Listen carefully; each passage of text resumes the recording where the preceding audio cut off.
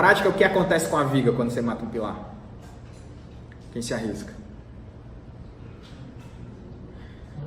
Hã? Ela vai fletir ainda, se tiver pilar ou não, ela vai fletir. A viga é feita para trabalhar a flexão. Aumenta o momento. Mas antes de aumentar o momento, ela aumenta o vão. Tá? Quando você elimina pilar de uma estrutura, na prática o que você está fazendo é aumentar vãos. Porque quem limita tamanhos de vãos em vigas são os apoios dessas vigas. E normalmente, nem sempre, mas normalmente, a forma mais, digamos assim, otimizada de você fazer viga é ela apoiando em pilar. Porque se você faz uma viga apoiando em outra viga, você está criando uma redundância. A viga que apoia em outra viga, ela vai descarregar uma carga numa viga e essa viga vai descarregar no pilar, quando na verdade você poderia ter dado um jeito de levar a viga direto para o pilar. E aí meu primeiro conselho de hoje para você que quer um dia trabalhar com projeto. Sempre que possível, faça a viga se apoiar no pilar diretamente. Não crie, não pague um preço a mais de desviar uma carga apoiando viga em outra viga. Nem sempre isso é possível, isso é absolutamente comum. A torre mesmo, sempre tente deixar a viga apoiando de pilar a pilar, porque você cria pórtico. Tá? O grande lance de você deixar a viga se ligando de pilar a pilar, apoiado de pilar a pilar, é criar o pórtico. Você cria um engastamento, uma estrutura hiperestática, porque a gente menciona, todos os nossos prédios altos são estruturas hiperestáticas, você tira proveito disso. Então, na prática, o que você está causando quando você bota uma viga se apoiando de pilar a pilar? Você está criando um pórtico, você está criando um enrijecimento. Isso ajuda muito no equilíbrio lateral do prédio, ajuda muito. Uma zona onde você sempre vai ter liberdade de fazer isso é a zona de elevador e escada, tá? Por isso que a maioria das pessoas, quando lançam um prédio, eles vão logo ver a coluna. Você não tem uma coluna vertebral aí? Se te cortasse aqui no meio e fosse ver lá a tua seção transversal, a tua coluna, ela provavelmente ia representar 10% da sua seção transversal. Se você for mais gordinho, menos que 10%. Se for mais magrinho, um pouco mais que 10%. Mas em geral, a tua coluna é isso aqui. E ela é que te deixa ereto. No prédio tem o mesmo princípio. A tua coluna vertebral do prédio, ali, principalmente do prédio alto, você vai ter, prédio alto aqui eu estou falando algo maior do que 20 andares, você vai ter a zona de caixa elevador e de escada. Porque ali você tem liberdade de meter pilar. Sabe por que você tem liberdade? Porque ela é uma seção do prédio que ela existe lá do chão até o céu. Ela existe lá do primeiro piso até o último. E ela é constantemente assim. Às vezes, debaixo da projeção do pavimento tipo de um prédio, você tem vagas de garagem. Então, você tem um salão de festa. Então, você tem uma limitação de colocar pilares em certos pontos da laje, porque lá embaixo pode estar no pilar no meio do salão de festa. O arquiteto não vai deixar isso. Lá embaixo está matando uma vaga de garagem. Não vamos deixar fazer isso. Mas no elevador e na caixa de escada, você não tem esse problema. Tá? Esse problema ele não existe. Caixa de escada é uma só. Meu conselho para você é: mete logo lá um pilar de 1,5 m. Se a tua caixa de elevador é 1,5 m, 1,60 m, bota logo um pilar de 1,5 m, 1,60 m, por 20 ou 25 de base. Então fica um pilar de 25 por 1,60 m de um lado do elevador, do outro, e na caixa de escada fechando a mesma coisa. E aí faz todo o enrijecimento, todo o contraventamento do prédio, fica ali, prédio travado. Garanto para você que isso vai te ajudar muito aí a você garantir a estabilidade e estabilidade da tua estrutura, tá bom? Então só abrir esse parênteses aí, nem é algo da matéria, isso é mais do concreto do ano que vem, mas enfim. Beleza, terceira etapa do processo, síntese. Então, primeiro, evidência, você ter a dúvida hiperbólica, você levantar todas as informações. Segunda, análise, dividir o projeto maior em partes menores. Terceira, a síntese. E o quarto são as conferências, as correções, ou você ter ali situações de efetivamente ter controle, controle sobre tudo que você fez, tá? Eu recomendaria vocês lerem o Discurso do Método. É um livro bacana, é um livro fácil, gosto de incentivar a turma a ler, é um livro que me acompanha há muitos anos, sempre leio, vez ou outra eu leio, esse final de semana mesmo eu estava lendo alguma coisa. Acho que é um livro super válido e que moldou muito a nossa forma de pensar. Para quem não sabe, em questões filosóficas, o mundo por boa parte do tempo aí durante o Descartes era contemporâneo do Galileu, e tinha na época a galera que era mais empiricista e a galera que era mais racionalista. O cara do empiricismo é aquele cara que acreditava que o conhecimento vem pela experiência, que você tem, por exemplo, David Hume, que é outro cara que vale muito a pena ler. E você tem a galera ali do racionalismo, que é a turma do Descartes, que era um cara que acha que tudo é a razão, que você tem que pensar, que você tem que refletir, você tem que duvidar. cara que estava fora da Matrix, que queria estar fora da Matrix. Beleza, feito isso, feita essa primeira parte da aula, feita essa introdução, projeto de vigas para nós aqui em Resistência dos Materiais, nós vamos nos preocupar com uma variável, tá? Uma variável. O nome dessa variável é tensão normal, tá? Tensão normal. Na prática, gente, não é isso que vai acontecer quando você estiver lá dimensionando a tua estrutura, tá? Na prática, você vai ter uma porrada de critérios que você tem que analisar, porque tem questões de segurança da viga que você tem que garantir.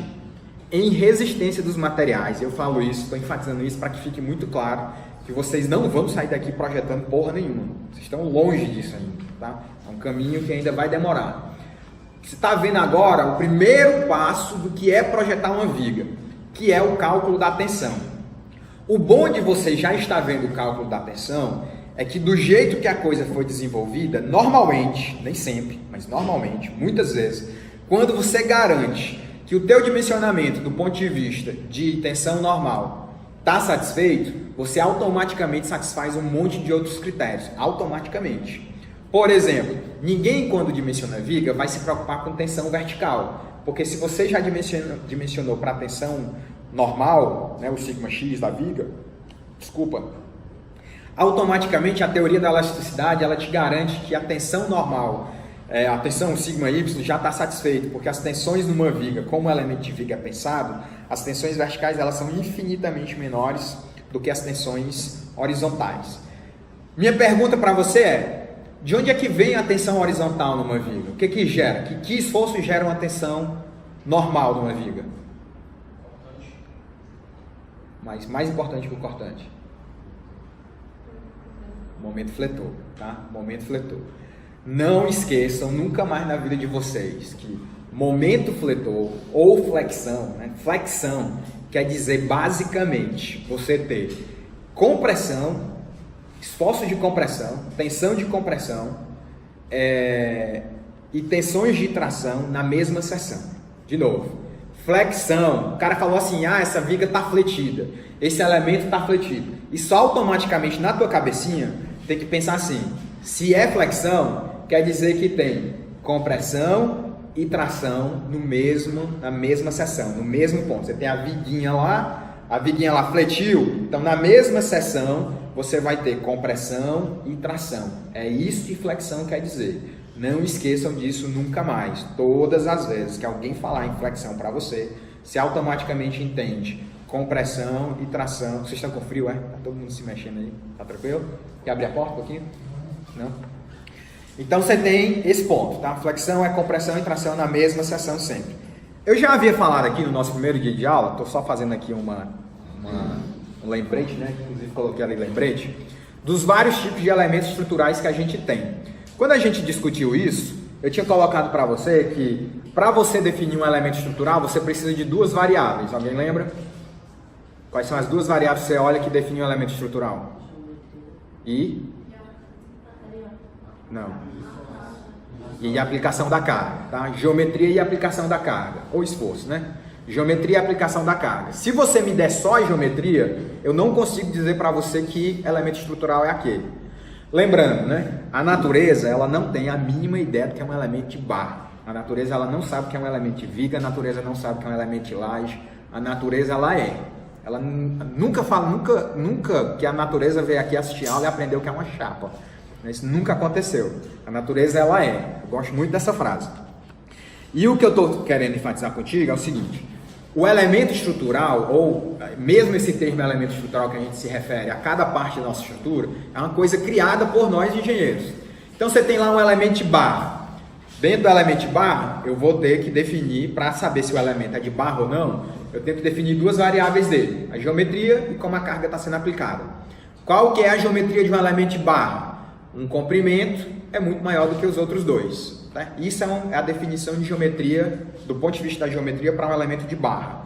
Um lado do objeto é muito maior que os outros dois lados. Né? Uma barra é um elemento linear, que um lado ela é muito maior do que a base, que é a altura, ou se ela for circular, o raio. Tá?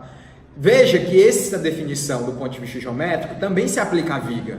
A viga também é um elemento linear, e que do ponto de vista de geometria, ela tem um lado que é muito maior do que os outros dois.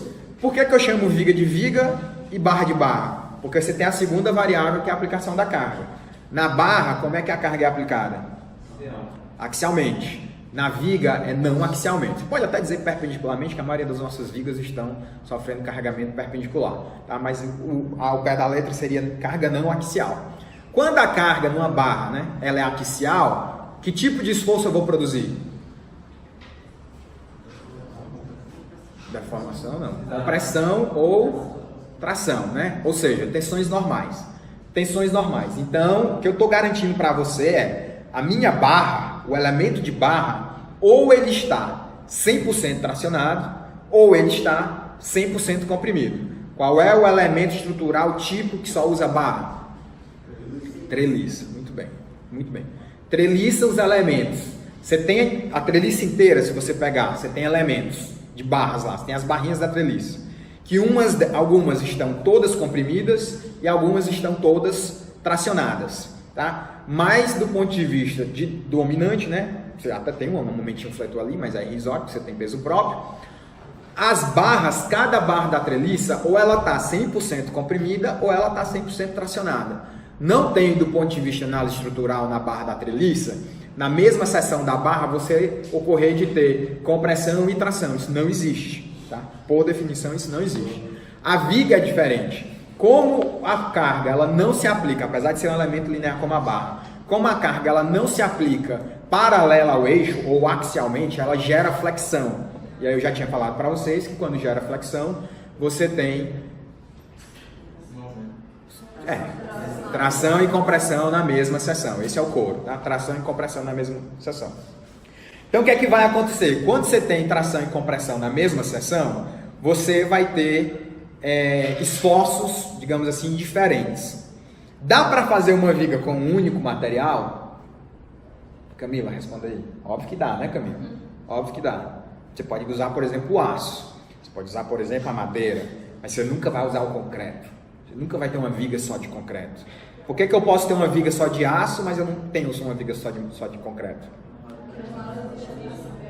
Porque o aço resiste bem aos dois. O aço, a flexão, o aço quando ele flete, ele tem tensão normal de compressão e ele tem tensão normal de tração. E ele está rindo para os dois, porque a resistência é equivalente, da ordem ali de 500, 400 megapascal a nível de cálculo. Então, para ele, nem faz cosquinha. Né? Pode fazer a viga toda de aço, tranquila, esbeltinha, bonitinha, seção cheia, seção vazada, aí você vai escolher, mas está tranquilo. O concreto não dá para você fazer isso. O concreto ele é um bom elemento quanto à compressão, vocês já estão feios de saber disso, mas a tração do concreto é horrível. Né? Algo como 10% da resistência dele à compressão. Então você pega o concreto típico de uma edificação, você tem aí, sei lá, 30 a 35 mega, 30 a 35 mega de compressão, de resistência à compressão, né? Lembrando, FCK, a resistência do concreto à compressão ensaiada aos 28 dias, a resistência desse mesmo concreto à tração vai dar algo como 3 megas. 3 megas. Na prática, você conta como zero. Tá? A nível de dimensionamento, quando vocês estiverem vendo lá a estrutura de concreto, você vai ver que a resistência de concreto, a tração, ela é considerada zero. Toda a tração que você vai jogar no projeto da sua viga vai ser jogada no aço e não no concreto. Porque se trincar, a resistência é zero. E uma coisa que o concreto certamente vai acontecer com o concreto é ele trincar. Isso é impossível. Tá? Todo concreto ele provavelmente trabalha trincado. A questão é o nível de trinco, o nível de fissura que você tem. Mas quando há fissura, quando há separação física, você não pode contar com a tração. Né? Você pega assim, ó, esses dois pincéis aqui, eles estão fisicamente separados. Se eu aplicar uma força de compressão neles dois aqui, eles oferecem resistência para mim. A massa deles não invade a massa um do outro. Ele tem resistência à compressão, mesmo trincado. Se estão lá, os corpos separados, estão trincados, né? Era um só e trincou, assim que você aplica uma tração, ele vai abrir. Então você tem um problema sério do ponto de vista da tração. Então nunca considere tração de concreto, tá? Mesmo nos concretos aí da ordem de 40 megapascal, você não vai confiar jamais na resistência à tração do concreto. Tudo de concreto é compressão. quer fazer uma estrutura de concreto, uma viga de concreto, tem que ser armada ou tem que ser protegida, né? Dependendo do tamanho. Você está, por exemplo, trabalhando uma viga, tua viga é faixa, todo mundo sabe o que é uma viga faixa? Vigas que têm alturas bem pequenas, né, para ser embutida na laje, é só como se fosse uma macição dentro da laje. Você está falando aí, normalmente uma viga de prédio, gente, ela tem pelo menos ali entre 50, pelo menos, tá? Entre 50 e 60 centímetros de altura, uma viga dita alta, que a altura da viga é mais de 3 vezes, 2 a 3 vezes, pelo menos, a base da viga. Então, você tem uma viga de 60, uma 14 por 60, que é uma viga muito comum. Você tem 14 de base, né, desse tamanhozinho, 14 de base, mas tem 60 aqui de altura. É uma viga que tem uma puta inércia, porque todo mundo sabe que a inércia de um elemento retangular, ela varia cubicamente com a altura, tá? Apesar de variar linearmente com a base, varia cubicamente com a altura. Quando você tem viga faixa, essa vigona ela deita, né, na prática. Então a sua altura ela ficou aqui limitada ao que seria uma base. Normalmente essas vigas têm altura da ordem da laje nervurada. A laje nervurada aí tem mais ou menos 25, 30 centímetros, né? Então você saiu de uma altura de 60 centímetros de viga para uma altura de 30. Aí você diz assim, pô, professor, mas perdi só 50% da altura. Você perdeu só 50% da altura, mas em termos de inércia, você perdeu o cubo, né? Então você não perdeu um meio, você perdeu um oitavo. Você está com um oitavo da inércia inicial. Então, muito provavelmente, a não ser que esse vão seja minúsculo, mas muito provavelmente essa viga vai precisar ter cabo, ela vai ter que ser protegida. Viga faixa normalmente é protegida, praticamente 100% delas, porque a inércia delas é muito pequena, né? O cara quer ter assim um tapetão aqui no teto, ele quer que a estrutura seja um tapetão, ele bota uma viga faixa para embutir a viga na laje. E aí você ganha em pé direito livre, mas você tem o problema de perder inércia estrutural, você joga para um concreto protegido, que antigamente era bem mais caro, hoje em dia já não está tão caro assim, as coisas evoluíram bastante. Tem situações, inclusive, que o concreto protegido vence até do concreto armado, inclusive em termos de custo, tem essas, dependendo do prédio, claro, mas se tornou uma coisa muito equivalente, tá? Diante do ganho que você tem do ponto de vista de arquitetura, tá? Beleza, então, quando a gente fala aqui em resistência dos materiais, em projeto de vigas, nós estamos preocupados em falar de tensões normais, tá? Tensões normais. Flexão gera tensão. Flexão gera tensão de tração e compressão na mesma seção. Em resistência dos materiais eu vou verificar tensão normal. Só tensão normal, só tensão normal de cisalhamento. O que acontece com as nossas estruturas? Existe, gente, um princípio, na verdade não é nem um princípio, né? É um fato, que quando uma estrutura ela rompe por momento fletor, ela rompe se aproveitando da ductilidade do material, tá? Então, quando a estrutura ela rompe por momento, ela por flexão, ela vai deformando, ela vai te avisando. Eu venho dar aula hoje, a viga aqui está mais baixinha, ela diz, professor Enzo, eu vou romper, eu estou quase rompendo, a carga aqui está absurda, não está dando para aguentar. Aí eu digo, ó, a viga está falando com a gente que ela vai romper, vamos sair de sala de aula. Quando essa mesma viga ela vai romper por cisalhamento, eu simplesmente chego aqui, dou bom dia e ela rompe. Acabou. Ela não avisa, ela é brusco, é um colapso brusco, digamos assim. Tem um outro termo melhor do que esse que não me vem à cabeça agora. Mas ela é um rompimento muito rápido que não dá reação. Então, reação para quem está vendo, né? Não dá tempo. Então, o que é que na prática a gente faz? Nós projetistas, né? Nós vamos dar prioridade à viga romper por momento fletor. É até meio esquisito falar isso. Vamos dar prioridade para a viga romper por momento fletor. Ou seja, eu vou projetar minha estrutura de um jeito que, se for para ela romper, que ela rompa por momento e não por cisalhamento. Porque se ela romper por cisalhamento, ela me garante, ali na pior das hipóteses, algum socorro, né? Algum tempo ali que ela me avisa, ela demora uma semana a cair. Se eu cessar o carregamento, ela se segura um pouquinho, dá tempo lá escorar e tentar fazer alguma coisa. Então, tudo isso, né, todas as teorias que a gente usa para fazer dimensionamento, que estão nas normas, né, a norma principalmente que a gente usa de concreto é 6118, e as normas de carga, você vai utilizar para fazer suas estruturas, porque seguindo as normas, você tem certas garantias de determinadas probabilidades de falha. Acho que eu já falei isso aqui, mas hoje, né, grosso modo, a probabilidade de falha de uma estrutura que está sendo dimensionada com os critérios de norma é mais ou menos da ordem de 10 a menos 5, 10 a menos 6, mais ou menos isso. Do ponto de vista de estatística frequentista, 10 a menos 5 quer dizer que você espera uma estrutura falhar do ponto de vista de flexão a cada 100 mil estruturas. Ou seja, você vai fazer o experimento 100 mil vezes e você espera uma falhar, do ponto de vista de estatística frequentista. É óbvio que a gente vê prédio caindo, né, estruturas falhando com uma rotina muito maior do que essa. No Brasil, provavelmente, eu me arriscaria a dizer que todo mês deve cair uma edificação, por baixo. Se bobear é todo dia. Por que então que cai tanta edificação? Porque a gente está fora dos critérios de norma, tem variáveis que mudam, né? O vento dá um terremoto, a gente não projeta estrutura para terremoto ainda, apesar de que tem algumas verificações de sismo, mas você tem certas e o cara realmente não seguiu a norma, não contratou o engenheiro, quis fazer no olhômetro, enfim. Você tem lá sérios outros problemas que geram o colapso do teu projeto, mas se você seguir a norma, é mais ou menos isso aí, 10 a menos 5, você provavelmente vai estar muito seguro. E eu garanto para você que se você seguir a norma direitinho, fazer as contas direitinho, tudo certinho, obedecendo o método lá do Descartes, você vai projetar estruturas que vai durar aí 100, 150 anos com algum nível de manutenção. É factível isso.